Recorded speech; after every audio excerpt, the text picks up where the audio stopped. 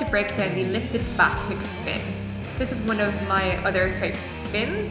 It's really beautiful as a transition move, whether you're a beginner or an advanced pole dancer. You can use it to get into a lot of different either spin dancing flows, or we can take it to get into an invert or even a shoulder mount on the pole if you're more advanced. So having the spin down is crucial. It's one that I see when I'm judging competitions, I see it being done incorrectly and not being used to its full potential, which makes me very sad. So I'm going to talk about ways that you can make the most out of the spin to get more spin with it.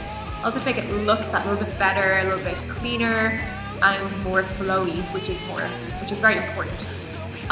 So with shoes or without shoes, however you feel comfortable, and you need this on both sides, so don't skip, don't cheat yourself, make sure you do it on both arms. So let's get onto the pole and we'll break it down.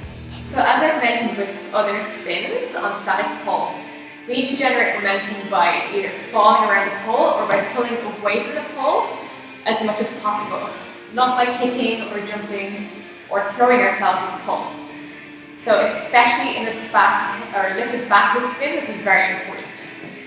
I'm starting out like a regular back hook spin, but it's more advanced. We need a bit more strength in the shoulders to pull and lift ourselves up the pole, as well as to master the art of spinning around the pole by pulling away as much as possible with that outside leg.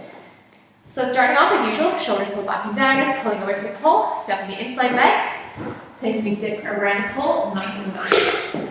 Step onto the outside leg so I can turn halfway round, and the inside leg is now kicking out the round to pull backwards. So this is very important to generate that spin to take over from the outside leg. From here, let me just step back a bit. You can see my hands are come down pretty low as I dip down quite a lot into it. I need to grip my inside hand on, slide that hand up, and I'm pulling into my shoulder to lift myself up off the pole. There's a little bit of a push. I'm relevating up onto the inside, what is now the inside leg, so I can start to lift up a little bit as well.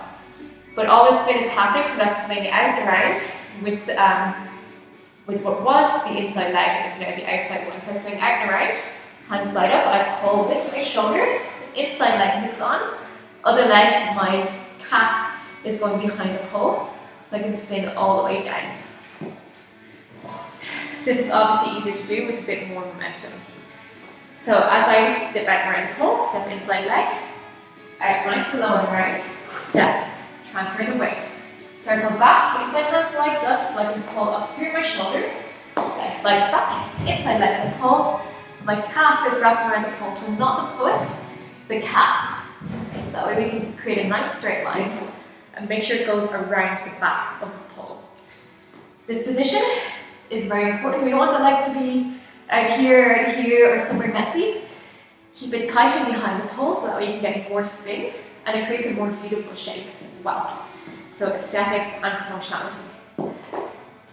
So let's try it with a little bit more momentum this time. So inside hand nice and high, where we're going down nice and low. You need to bring those hands up as you transfer the weight onto the other leg. Take as many steps as you need to. Step inside leg, outside leg goes out and round. Hands go up, pull through your shoulders, leg goes behind the pole. Step down on the inside leg, push your hips away so you can take that hips knee off the pole by pushing the hips away. We can then go into another dip or anything else that we want to have keep the spin either going with a dance flow or just coming out in a more graceful way.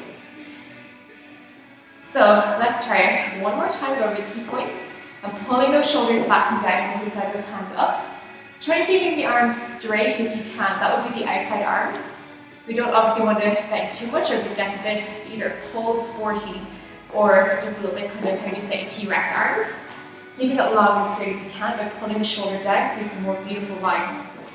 So inside arm straight, pulling the shoulder down. Take a step, out and around the pole, hand on, slide the hand up, pulling your shoulder down, whipping that leg out and around into the back of the pole so that we can create as much momentum as possible. Just back and hit the knee so we can step out. So key points for your lifted back hook spin, guys.